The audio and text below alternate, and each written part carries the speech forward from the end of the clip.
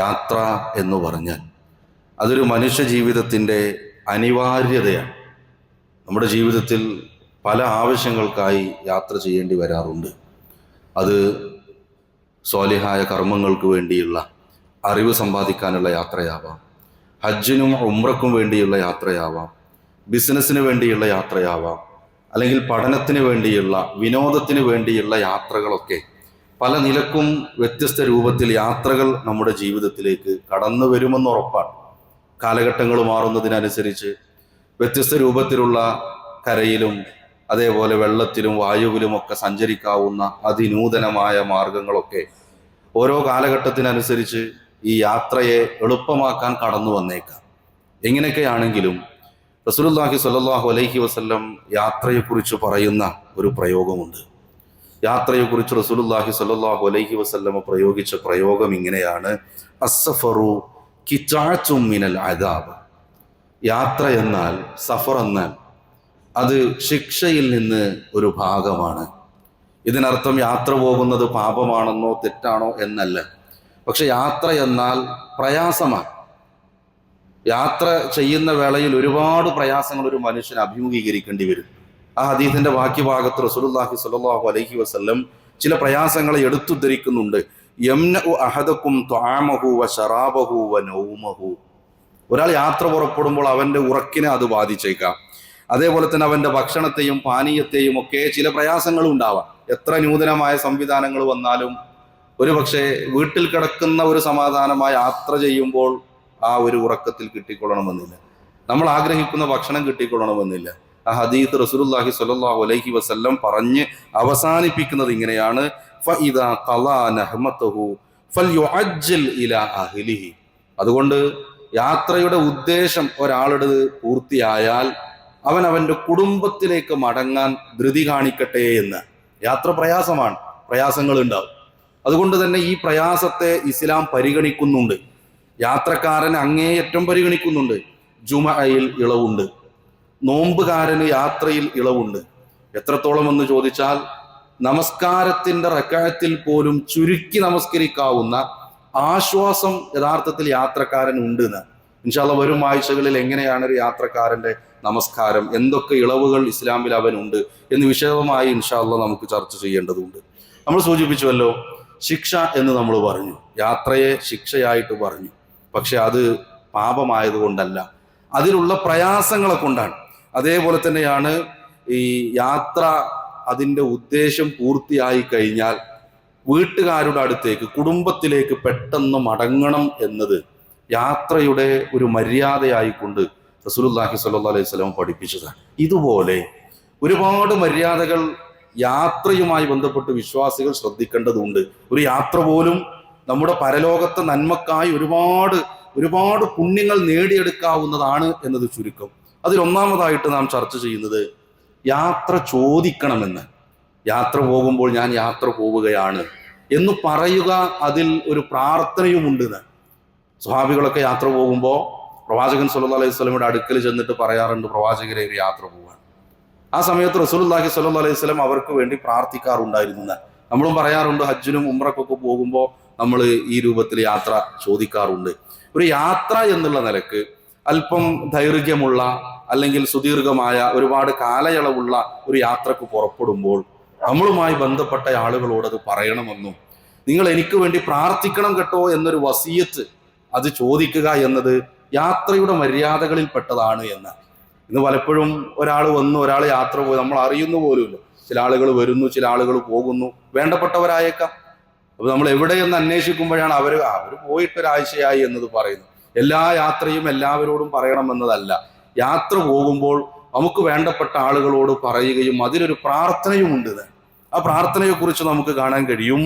യാത്ര ചോദിക്കുന്ന ആളോട് നമ്മുടെ അടുത്ത് വന്നിട്ട് ഞാനിങ്ങനെ ഒരു യാത്ര പോവുകയാണ്, പ്രാർത്ഥിക്കണം എന്ന് പറയുമ്പോൾ അയാളോട് തിരിച്ചു പറയേണ്ടത് വാചകങ്ങൾ റസൂലുള്ളാഹി സ്വല്ലല്ലാഹു അലൈഹി വസല്ലമ പഠിപ്പിച്ചു തന്നു.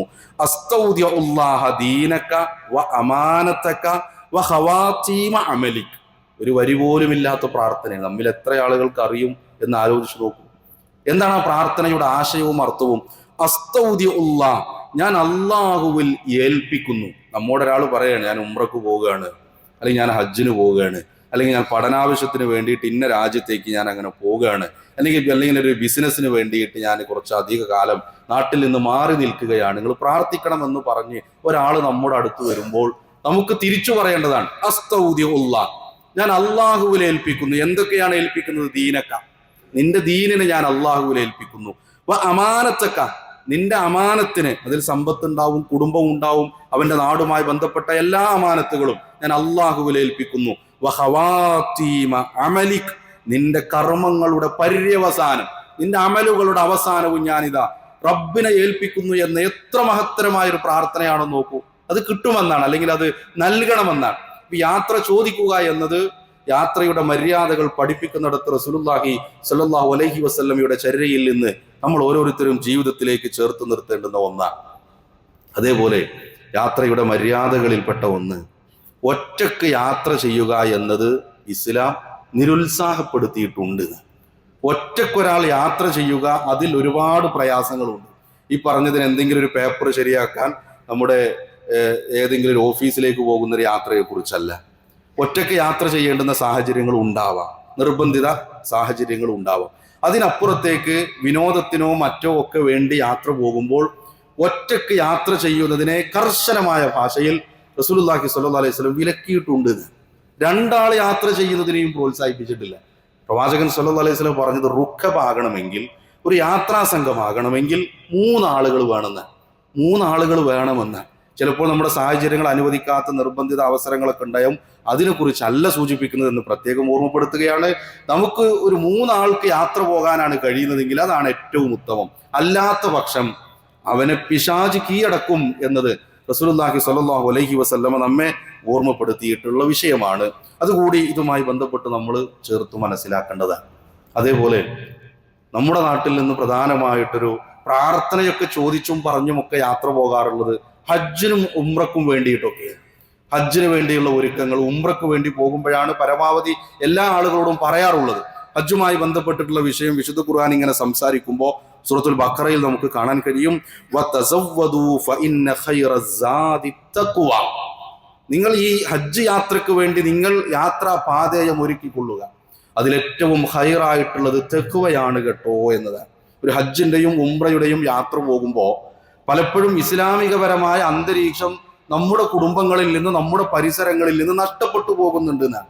അള്ളാഹുവിനെ മറന്നുകൊണ്ടുള്ള കർമ്മങ്ങളും പ്രവർത്തനങ്ങളും, പ്രത്യേക ആളുകൾ വിളിച്ചിട്ടുള്ള ഹൽക്കകൾ ഉണ്ടാക്കി, അല്ലെങ്കിൽ യാത്രക്ക് പോകുന്നതിന് മുമ്പ് ആ വാഹനം കയറി എയർപോർട്ടിൽ എത്തുന്നതിന് മുമ്പ് വേറെ എവിടെയെങ്കിലും ഒരു സ്ഥലത്ത് ചെന്ന് അള്ളാഹു അല്ലാത്തവരുടെ കേന്ദ്രങ്ങളിൽ ചെന്ന് ബറക്കത്തെടുത്തുകൊണ്ട് എയർപോർട്ടിൽ കയറി ഫ്ലൈറ്റ് കയറി പോകുന്ന ഹജ്ജ് യാത്രയെക്കുറിച്ചും ഉംറ യാത്രയെക്കുറിച്ചും ഒന്ന് ആലോചിച്ച് നോക്കൂ. അവിടെ തെക്കുവയാണ് യഥാർത്ഥത്തിൽ വേണ്ടത് എന്ന് പറയുന്നിടത്ത് നിന്ന് ആ ഇസ്ലാമിക മര്യാദയെ മാറ്റി നിർത്തുന്ന സാഹചര്യങ്ങൾ ഉണ്ടാകുന്നു. ദീനില്ലാത്ത പലതും കടത്തിക്കൂട്ടുന്ന അവസരങ്ങൾ ഇത്തരം വളരെ പ്രാധാന്യമുള്ള ഇബാദത്തുകളുമായി ബന്ധപ്പെട്ട യാത്രകളിൽ പോലും സംഭവിക്കുന്നുണ്ട് എന്നത് പ്രിയപ്പെട്ടവരെ ഖേദകരമായ അവസ്ഥയാണ്. ഇവിടെ എത്രത്തോളം എന്നറിയോ, പലപ്പോഴും ചിലരൊക്കെ ധരിച്ചു വെച്ചിട്ടുള്ളത് യാത്രക്ക് വേണ്ടി 2 റക്അത്ത് സുന്നത്ത് ഉണ്ട് എന്നാണ്. ഇല്ല എന്നാണ്. ചില റിപ്പോർട്ടുകളൊക്കെ ഇങ്ങനെ കാണുന്നുണ്ട്, അത് ലഈഫാണ്. യാത്ര പോകുന്നതിന് മുമ്പ് ഒരു 2 റക്അത്ത് നമസ്കരിച്ചിട്ട് ഒരു യാത്ര പോകുക, അങ്ങനെ ഒരു സുന്നത്ത്, ഒരു സുന്നത്ത് നമസ്കാരം പഠിപ്പിക്കപ്പെട്ടിട്ടില്ല. നമ്മൾ യാത്ര പോകുമ്പോൾ അങ്ങനെ ഒരു ഇഷ്ടം നമുക്കുണ്ടെങ്കിൽ ഏതെങ്കിലും ഒരു നമസ്കാരത്തിന് ശേഷം, ഫർദ് നമസ്കാരത്തിന് ശേഷം യാത്ര തുടങ്ങാം എന്നതല്ലാതെ യാത്രക്ക് വേണ്ടി പ്രത്യേകമായ ഒരു 2 റക്അത്ത് നമസ്കാരം ഇല്ല എന്ന് പ്രത്യേകം ഓർമ്മപ്പെടുത്തുകയാണ്. പലപ്പോഴും ഒരു തെറ്റിദ്ധാരണയായി നമുക്കിടയിലൊക്കെ ഉണ്ടാകാറുണ്ട് എന്നതാണ്. അതേപോലെ തന്നെ യാത്രയുടെ മര്യാദകൾ ഇങ്ങനെ പഠിപ്പിക്കുന്നിടത്ത് നമ്മൾ ശ്രദ്ധിക്കേണ്ടത്, റസൂലുള്ളാഹി സ്വല്ലല്ലാഹു അലൈഹി വസല്ലം പഠിപ്പിക്കുകയാണ്, ഇദാ ഖറജ സലാസത്തുൻ ഫീ സഫരി, 3 ആളുകൾ യാത്ര പുറപ്പെടുകയെങ്കിൽ ഫൽയുഅമ്മിറു അഹദഹു, അവരിൽ ആ 3 ആളുകളിൽ ഒരാളെ അമീറായി നിശ്ചയിക്കണമെന്നാണ്. യാത്ര പോകുമ്പോൾ ആ സംഘത്തിന് ഒരു അമീർ ഉണ്ടാവണം. സാധാരണ ഉംറ യാത്രകളിലൊക്കെ അമീർ ഉണ്ടാകാറുണ്ട്, മറ്റു യാത്രകളിലൊന്നും ചിലപ്പോൾ അങ്ങനെ ഒരു മര്യാദ ഉണ്ടാകാറില്ല. ഉണ്ടാകണമെന്നതാണ്. അത് കാരണവന്മാരാവാം, അല്ലെങ്കിൽ ആ സ്ഥലത്തെക്കുറിച്ചും ആ ഒരു യാത്രയെക്കുറിച്ചും ഭാഷയറിയുന്ന നന്നായി കഴിവുള്ള ആളുകളാവാം. ഒരു അമീറിനെ നിശ്ചയിച്ചാൽ അവിടെ ഒരു സുന്നത്ത് കിട്ടിയെന്ന് നിശ്ചയിച്ചാൽ മാത്രം പോരാ, ആ അമീർ പറയുന്നത് ശരിയായതാണെങ്കിൽ ഹലാലായ രൂപത്തിൽ എന്തു പറഞ്ഞാലും അത് അനുസരിക്കുക എന്നതുകൂടി വിശ്വാസികളായ യാത്രാ സംഘത്തിന് ബാധ്യതയുണ്ട് എന്നുകൂടി നാം ചേർത്ത് മനസ്സിലാക്കേണ്ടതാണ്. അതേപോലെ ഇന്ന ദിവസം യാത്ര പോയാൽ, ഇന്ന മാസത്തിന്റെ തുടക്കത്തിൽ യാത്ര പോയാൽ ഇത്ര പ്രതിഫലം എന്നൊന്നും നമുക്ക് പറയാൻ കഴിയില്ല. പക്ഷേ റസൂലുള്ളാഹി സ്വല്ലല്ലാഹു അലൈഹി വസല്ലമക്ക് വ്യാഴാഴ്ച ദിവസം യാത്ര പുറപ്പെടുന്നത് ഇഷ്ടമായിരുന്നു എന്ന് ഹദീസുകളിൽ നമുക്ക് കാണാൻ കഴിയും. ഖറജ യൗമൽ ഖമീസ് ഫി ഉസുവത്തി തബൂക്ക്, തബൂക്ക് യുദ്ധത്തിന് പ്രവാചകൻ സല്ലല്ലാഹു അലൈഹി വസല്ലമ യാത്ര തുടങ്ങിയത്, സഫർ തുടങ്ങിയത് അതൊരു വ്യാഴാഴ്ചയായിരുന്നു. വകാന യുഹിബ്ബു അൻ യഖ്റുജ യൗമൽ ഖമീസ്, വ്യാഴാഴ്ച ദിവസം യാത്ര തുടങ്ങുന്നത് റസൂലുള്ളാഹി സ്വല്ലല്ലാഹു അലൈഹി വസല്ലമക്ക് ഇഷ്ടമുള്ള കാര്യമായിരുന്നു. പലപ്പോഴും നമ്മുടെ യാത്രകൾ നമുക്ക് തീരുമാനിക്കാൻ കഴിയുന്ന തീയതികളല്ല പലപ്പോഴും കിട്ടാറുള്ളത്. അത് ടിക്കറ്റിന്റെ ഒരു ഒരു ഒരു അവസ്ഥയനുസരിച്ചും നമുക്ക് കിട്ടുന്ന ബാക്കിയുള്ള സംവിധാനങ്ങൾക്കൊക്കെ അനുസരിച്ചുമാണ് യാത്രകൾ നമ്മൾ നിശ്ചയിക്കാറുള്ളത്. നമുക്ക് കഴിയുമെങ്കിൽ വ്യാഴാഴ്ച ദിവസം യാത്ര പുറപ്പെടുകയെങ്കിൽ അത് എൻ്റെ ഹബീബിന് ഇഷ്ടപ്പെട്ടിരുന്നൊരു ദിവസമാണ് യാത്ര പുറപ്പെടാൻ. അതുകൊണ്ട് അങ്ങനെ ഒരു ദിവസത്തെ ഞാൻ തിരഞ്ഞെടുക്കുന്നു എന്നൊരു സുന്നത്ത് പ്രിയപ്പെട്ടവരെ നമുക്ക് കിട്ടും എന്നുള്ളതാണ്. യാത്രയുമായി ബന്ധപ്പെട്ട് നമ്മൾ മനസ്സിലാക്കേണ്ടത്, അല്ലെങ്കിൽ നമ്മുടെ നാടുകളിൽ ഇന്ന് വ്യാപിച്ചു കൊണ്ടിരിക്കുന്ന പ്രവാചകൻ സല്ലല്ലാഹു അലൈഹി വസല്ലം വിരോധിച്ചൊരു കാര്യമുണ്ട്. റസൂലുള്ളാഹി സ്വല്ലല്ലാഹു അലൈഹി വസല്ലം പറയാണ്, നഹാ അൻ യത്റുക റജുലു അഹ്ലഹു ബഅദ സ്വലാത്തിൽ ഇശ. നഹാ, വിരോധിച്ചിട്ടുണ്ട്. പ്രവാചകൻ സല്ലല്ലാഹു അലൈഹി വസല്ലം വിരോധിച്ചിട്ടുണ്ട്. അൻ യത്റുക റജുലു അഹ്ല, അവന്റെ കുടുംബത്തിൽ വന്ന് തുറക്കാന്ന് പറഞ്ഞ വാതിലിൽ മുട്ടുക, വീട്ടിലേക്ക് വന്ന് കയറൽ ബഅദ സ്വലാത്തിൽ ഇശ, ഇശാ നമസ്കാരത്തിന് ശേഷം. അതൊരു ഇശാ നമസ്കാരത്തിന് ശേഷം എന്നു ഹദീസിൽ ലഫ്ലുകളിൽ ഉണ്ടെങ്കിലും അതിൽ മനസ്സിലാക്കേണ്ടത് എന്തെന്ന് വെച്ചാൽ, മുൻകൂട്ടി അറിയിക്കാതെ, വീട്ടുകാരെ അറിയിക്കാതെ സർപ്രൈസായി വീട്ടിലേക്ക് വന്നു കയറൽ നഹാ റസൂലുള്ളാഹി സ്വല്ലല്ലാഹു അലൈഹി വസല്ലം, പ്രവാചകൻ സല്ലല്ലാഹു അലൈഹി വസല്ലം വിരോധിച്ചിട്ടുണ്ട്. ഒരു സംശയമില്ല. ഇന്ന് റീലുകൾ എടുക്കാൻ വേണ്ടി, അവിടെ എന്തെങ്കിലും തരത്തിൽ അങ്ങനെ വ്യൂസ് കിട്ടാൻ വേണ്ടിയിട്ട് ഫോൺ എടുത്തുകൊണ്ട് വാതിൽ തുറന്ന് ഉമ്മയുടെ അടുത്തേക്ക് അല്ലെങ്കിൽ ഭാര്യയുടെ അടുത്തേക്കൊക്കെ വരുന്നത് വ്യാപകമായി കൊണ്ടിരിക്കുന്നത് കാണുമ്പോൾ വലിയ കൗതുകമായിട്ട് തോന്നുന്നുണ്ടാവാം. പ്രവാചകൻ സല്ലല്ലാഹു അലൈഹി വസല്ലം വിരോധിച്ചിട്ടുണ്ട്. ഇതിന് ബാക്കിയുള്ള ഹദീസുകൾ നമുക്ക് കാണാൻ കഴിയും. വീട്ടുകാർക്ക് ഒരുങ്ങാൻ അവസരം കൊടുക്കണം. വീട്ടുകാരിക്ക് തൻ്റെ ഭർത്താവാണെങ്കിൽ ഭർത്താവിനെ സ്വീകരിക്കാൻ അണിഞ്ഞൊരുങ്ങാനുള്ള അനുമതി കൊടുക്കണം, അല്ലെങ്കിൽ ഒരു സമയം കൊടുക്കണം. മുൻകൂട്ടി അറിയിക്കാതെ വീട്ടിലേക്ക് വന്നു കയറരുതേ എന്ന് റസൂലുള്ളാഹി സ്വല്ലല്ലാഹു അലൈഹി വസല്ലമയുടെ നിർദ്ദേശമുണ്ട് എന്ന് പ്രത്യേകം നമ്മൾ ഓർക്കുക. ഇന്നൊക്കെ അതൊന്നും വലിയൊരു പ്രയാസമുള്ള കാര്യമല്ല. വീട്ടിലേക്ക് വരുന്നുണ്ടെങ്കിൽ അറിയിക്കുക എന്നതോ അതൊന്നും മുൻകൂട്ടി പറയുക എന്നതൊന്നും ഒരു പ്രയാസവും ഇന്നില്ല. മുൻകാലഘട്ടങ്ങളിലൊന്ന് അന്വേഷിച്ച് നോക്കൂ നമ്മൾ, എന്തൊക്കെ പ്രയാസങ്ങളായിരുന്നു. ഇന്ന് ഏതെങ്കിലും ഒരു ടെക്സ്റ്റ് ഇട്ടിട്ട് പിന്നെ വന്നാൽ മതി. പക്ഷെ ഇതുപോലും പലപ്പോഴും അതിനെ മാറ്റി നിർത്തി സർപ്രൈസായി വരുന്നതാണ് സന്തോഷമെന്ന് കരുതുന്ന ആളുകളുണ്ട്. ആലോചിച്ച് നോക്കൂ, ഈ വരുന്ന ആളുകൾക്ക് വേണ്ടി വീട്ടുകാർ ഒരുങ്ങി നിൽക്കുന്നതാണോ സന്തോഷം, അതല്ല പെട്ടെന്ന് ഇവരെ കാണുന്നതാണോ സന്തോഷം? എന്തുമാവട്ടെ, റസൂലുള്ളാഹി സ്വല്ലല്ലാഹു അലൈഹി വസല്ലമ ആ സർപ്രൈസ് ആയിട്ടുള്ള വരവിനെ റസൂലുള്ളാഹി സ്വല്ലല്ലാഹു അലൈഹി വസല്ലമ വിരോധിച്ചിട്ടുണ്ട് എന്നത് വിശ്വാസികളായ നമ്മളെങ്കിലും മനസ്സിലാക്കേണ്ടുന്ന വിഷയമാണ്. നമ്മൾ സൂചിപ്പിക്കുകയുണ്ടായി, യാത്ര തുടങ്ങുമ്പോൾ ഒരു സുന്നത്തില്ല, എന്നാൽ ഒരു യാത്ര കഴിഞ്ഞു വരുമ്പോൾ പ്രവാചകൻ സല്ലല്ലാഹു അലൈഹി വസല്ലമയുടെ ഹദീസുകൾ പരിശോധിച്ചാൽ നമുക്ക് കാണാൻ കഴിയും, 2 റക്അത്ത് പള്ളിയിൽ വെച്ച് നമസ്കരിച്ചിട്ടായിരുന്നു യാത്ര കഴിഞ്ഞു വരുമ്പോൾ. യാത്ര കഴിഞ്ഞു വരുമ്പോൾ ഏതു സമയമാവട്ടെ, ഹദീസിലുള്ളത് ളുഹാ സമയത്ത് എന്നാണ്. അത് ഏതു സമയത്താണെങ്കിലും കഴിയുമെങ്കിൽ പള്ളിയിൽ വന്ന് 2 റക്അത്ത് നമസ്കരിച്ചതിന് ശേഷം വീട്ടിലേക്ക് പോയാൽ അത് ഒരു സുന്നത്തുണ്ട്.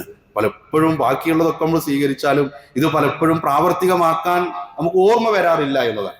അപ്പോൾ പള്ളിയിൽ കയറി 2 റക്അത്ത് നമസ്കരിച്ചിട്ട് വീട്ടിലേക്ക് പോയാൽ ആ ഒരു സുന്നത്ത് കൂടി നമുക്ക് കിട്ടി എന്നത് പ്രത്യേകം നമ്മൾ ഓർക്കേണ്ടുന്ന വിഷയമാണ്. പലപ്പോഴും നമ്മൾ പറഞ്ഞല്ലോ, യാത്രയുടെ 2 റക്അത്ത് സുന്നത്തൊന്നും ഇല്ല തുടങ്ങുന്ന വേളയിൽ. പക്ഷെ പല അന്ധവിശ്വാസങ്ങളും അതുമായി ബന്ധപ്പെട്ടിട്ടുണ്ട്. യാത്ര തുടങ്ങുന്ന സമയത്ത് വീട്ടിൽ നിന്ന് മുറ്റത്തേക്ക് ഇറങ്ങിയാൽ ഒരു കറുത്ത പൂച്ച കുറുകെ ചാടിയാൽ അവന്റെ മനസ്സിന് തോന്നും ഇന്ന് എന്തെങ്കിലും ഒരു പ്രയാസം ഉണ്ടാവും, അല്ലെങ്കിൽ ഒരു കാലിച്ചാക്ക് കണ്ടാൽ, അല്ലെങ്കിൽ ഓരോ നാടിനനുസരിച്ച് അത്തരം വിശ്വാസങ്ങൾക്ക്, അത്തരം അന്ധവിശ്വാസങ്ങൾ വ്യത്യസ്ത രൂപത്തിലുണ്ടാവും. ഒരു ശകുനം നോക്കുന്നൊരവസ്ഥ ഇല്ല ഇസ്ലാമിലൊന്നുമില്ല. അത് ഏത് പൂച്ച ചാടിയാലും വേറെ എന്ത് മൃഗം ചാടിയാലും ആ യാത്രക്കൊരു ഭംഗവും ഉണ്ടാകുന്നില്ല എന്നാണ്. ഇതൊക്കെ വേറെ ഏതൊക്കെയോ വിശ്വാസങ്ങൾ പതിയെ പതിയെ ഹൃദയത്തിലേക്ക് കടന്നു വരുന്നത് കൊണ്ടുണ്ടാകുന്ന പ്രയാസമാണ് എന്ന് നമ്മൾ ചേർത്ത് മനസ്സിലാക്കുക. ഇസ്ലാമുമായി ഒരു അടിസ്ഥാനവും അതിനില്ല എന്ന്. അതേപോലെ തന്നെ ഉള്ളതെന്താ, ഒരുപാട് പ്രാർത്ഥനകളുണ്ട്. യാത്ര ചോദിക്കുന്ന വേളയിൽ നമ്മൾ സൂചിപ്പിച്ച പ്രാർത്ഥനയുണ്ട്. ആ സമയത്ത് അയാളോട് തിരിച്ചു പറയേണ്ട പ്രാർത്ഥനയുണ്ട്. വീട്ടിൽ നിന്ന് ഇറങ്ങുന്ന വേളയിലുള്ള പ്രാർത്ഥനയുണ്ട്. 2-3 പ്രാർത്ഥനയുണ്ട്. ഏറ്റവും ചെറുതെങ്കിലും നമുക്ക് ചൊല്ലാലോ. ആ യാത്രക്കിടയിൽ ഒരു കയറ്റം കയറുമ്പോൾ നമുക്ക് പ്രാർത്ഥിക്കാം. ആ യാത്രക്കിടയിൽ ഒരു ഇറക്കം ഉണ്ടാകുമ്പോൾ നമുക്ക് പ്രാർത്ഥിക്കാം. കയറ്റം കയറുമ്പോൾ അല്ലാഹു അക്ബർ എന്ന, അത് മനസ്സിലാക്കാൻ ഇങ്ങനെ ആലോചിച്ചാൽ മതി. കയറ്റം കയറുക എന്ന് പറഞ്ഞാൽ ഇങ്ങനെ വലുതായി പോകുകയാണല്ലോ, അപ്പൊ അക്ബർ, അപ്പൊ അല്ലാഹു അക്ബർ. താഴേക്ക് ഇറങ്ങുമ്പോൾ, ഒരു ഇറക്കം ഇറങ്ങുമ്പോൾ അവിടെ സുബ്ഹാനല്ലാഹ് എന്ന് പറയാം. ഏറ്റവും ചെറുതല്ലേ ഇത്? ഇതെങ്കിലും നമ്മുടെ ജീവിതത്തിലേക്ക് കൊണ്ടുവരാൻ കഴിയും. യാത്രക്കിടയിൽ ഒരു സ്ഥലത്ത് നമ്മൾ ഇറങ്ങേണ്ടി വന്നു, അന്ന് അവിടെ രാത്രി താമസിക്കേണ്ടി വന്നു, അവിടെയും പ്രാർത്ഥന പഠിപ്പിച്ചു തന്നിട്ടുണ്ട്. അഊദു ബികലിമാത്തില്ലാഹി താമ്മാത്തി മിൻ ശർരി മാ ഖലഖ്. യാത്രയിൽ മാത്രമല്ല, വൈകുന്നേരത്തെ വിശ്വാസികളുടെ പ്രാർത്ഥനയിൽ ആവർത്തിച്ച് കടന്നു വരുന്ന പ്രാർത്ഥനയാണ്. ഈ പ്രാർത്ഥനകളൊക്കെയാണ് നമ്മുടെ യാത്രയിൽ നമ്മുടെ കൂടെ ഉണ്ടാവേണ്ടത്. അന്ധവിശ്വാസങ്ങളെ മാറ്റി നിർത്തി, അതല്ലാത്ത ദുനിയാവിലെ പച്ചപ്പകിട്ടുകളെയും മറ്റുള്ള ലഹരിയെയും അതേപോലെയുള്ള മറ്റു ആഭാസങ്ങളെയും മാറ്റി നിർത്തി ഒരു യാത്ര പോലും അത് എത്ര പ്രയാസമാണെങ്കിലും അത് നന്മയായി ഒരു വിശ്വാസിയുടെ ജീവിതത്തിൽ കൊണ്ടെത്തിക്കാൻ കഴിയും എന്നതാണ് നമ്മൾ മനസ്സിലാക്കേണ്ടത്. ഈ പറഞ്ഞ പ്രാർത്ഥനകളൊക്കെ നമ്മൾ പുറത്ത് പ്രിന്റ് എടുത്ത് വെച്ചിട്ടുണ്ട്. വേണ്ട ആളുകൾക്ക് അത് ഫോട്ടോ എടുത്ത് ജീവിതത്തിൽ പ്രാവർത്തികമാക്കാൻ കഴിയും. ഒരു യാത്രയെന്നല്ല, ജീവിതത്തിലെ ഏതേതു മേഖലകളിലും പ്രവാചകൻ സല്ലല്ലാഹു അലൈഹി വസല്ലമയുടെ സുന്നത്തിനെ ചേർത്ത് നിർത്തുന്ന മുത്തക്കികളുടെ കൂട്ടത്തിൽ പടച്ച റബ്ബ് നമ്മെ ഉൾപ്പെടുത്തി അനുഗ്രഹിക്കുമാറാവട്ടെ.